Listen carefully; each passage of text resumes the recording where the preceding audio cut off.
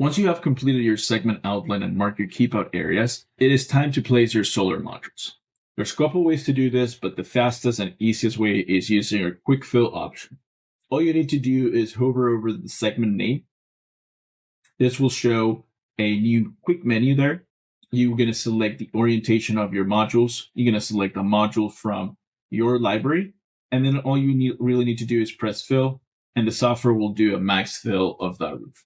As you can see, it's automatically avoiding your obstructions, setbacks, fire setbacks, and any other keepouts that you have previously defined. We allow for full customization of your arrays, so you can always make adjustments as needed.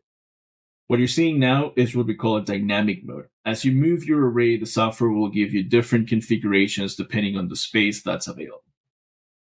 You can always change between different orientations if needed, landscape and portrait. And you can also switch to manual layout editor, which allows you to make manual changes as needed.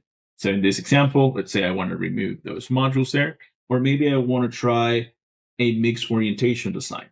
So I can switch here to landscape, and then I can place my modules as needed. In manual mode, I can also move all of my modules if needed without the software automatically rearranging my layout.